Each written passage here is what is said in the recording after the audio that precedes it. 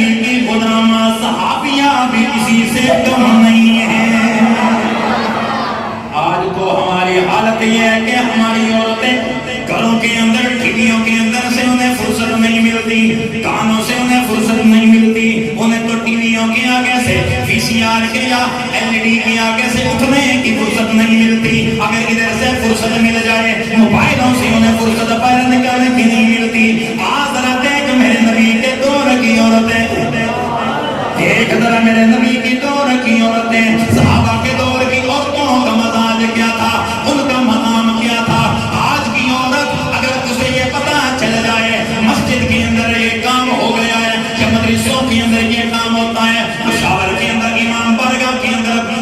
Bomb blast کیا گیا، وہاں لوگوں کو شہید کیا گیا، یہاں پہ راولپنڈی اور اسلام آباد کے اندر عورتوں نے اپنے بچوں کو مسجد میں آنے سے بند کر دیا، مسجد میں نہیں جانا، مسجد میں نہیں جانا۔ میں نے کہا اللہ کی بندی، کاش تجھے یہ پتا ہوتا اگر مسجد میں مر گئے اللہ مرتبہ شہادت عطا فرمائے گا۔ کاش تمہیں اپنی اولاد کو بازاروں سے جانے سے منع کیا ہوتا، کاش تمہیں اپنی اولاد کو چوکوں میں بیٹھنے سے منع کیا ہوتا، کاش تمہیں اپنی اولاد کو مارکیٹوں کی نظر گھومنے سے منع کیا ہوتا، مسجد میں تیار کر کے بھیجا ہوتا۔ حضرت ام عمارہ میرے نبی کی صحابیہ ہے، نام ہے حضرت ام عمارہ رضی اللہ تعالیٰ عنہ، یہ میرے نبی کی وہ پوری صحابیہ ہے۔ آپ کے 4 بچے احد کے میدان میں، آپ کا خامد بھی احد کے میدان میں، 4 بیٹے بھی شہید ہو گئے، خامد بھی شہید ہو گیا۔ ادھر ام عمارہ، ادھر ایک شیطان نے یہ سوا پلائی، ادھر آواز اٹھی کہ محمد شہید ہو گئے ہیں۔ میرے نبی کی گھر بار چھوڑا، دوڑتے ہوئے میدان میں آ گئے، راستے میں آئے، کسی نے کہا میں ہمارا تیرا والد شہید ہو گیا ہے، کہا میں نے والد کا نہیں پوچھا، مجھے نبی کا بتاؤ میرے آقا کا کیا حال ہے۔ آگے آئے، کسی نے کہا میں ہمارا تیرا خامد شہید ہو گیا ہے، کہنے لگی میں نے خامد کا نہیں پوچھا، سن رہے ہو، میں نے خامد کا نہیں پوچھا، مجھے یہ بتاؤ اللہ کے نبی کا کیا حال ہے۔ آگے آئی، کسی نے کہا میں ہمارا تیرا بیٹا شہید ہو گیا ہے، کہنے لگی میں نے بیٹے کا نہیں پوچھا،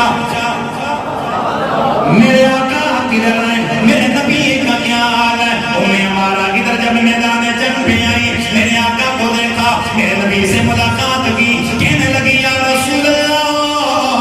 ساری خدائی چلی جائے اگر آپ زندہ ہیں، ہمارے آقا ہمیں دنیا میں بھی کوئی پریشانی نہیں ہے، قبر میں بھی کوئی پریشانی نہیں۔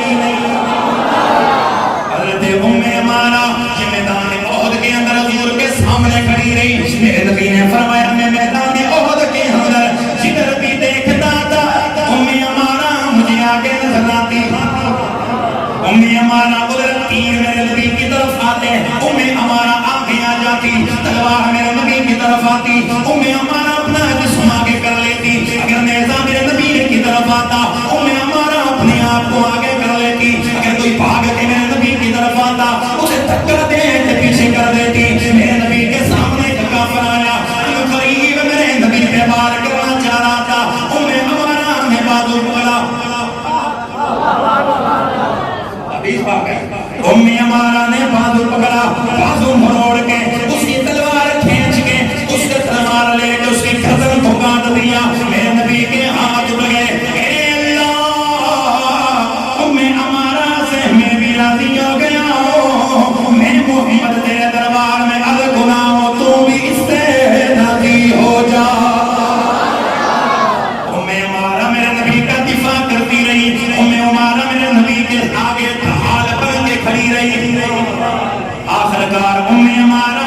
اس حال میں تلواریں لگی، اس حال میں نیزے لگے، اس حال میں آپ پہ وار ہوئے، ام عمارہ شہید ہو گئی۔ شہادت سے پہلے میرے نبی کے قدموں میں لایا گیا، میرے نبی نے فرمایا ام عمارہ زندگی کی کوئی آخری خواہش ہے کہ نہیں؟ عرض کرنے لگی یا رسول اللہ ایک خواہش باقی ہے، فرمایا بول ام عمارہ، کہنے لگی یا رسول اللہ قیامت والے دن میں آپ کے قدموں میں مجھے جگہ چاہیے۔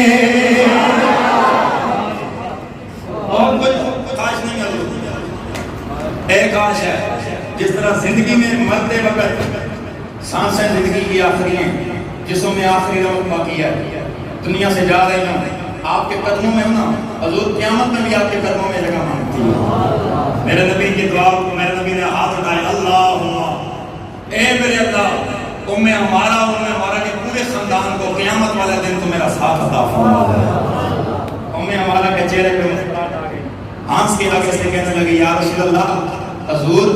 بس آپ کا ساتھ مل گیا ہے، ہمارا کو اور کسی چیز کی ضرورت نہیں ہے۔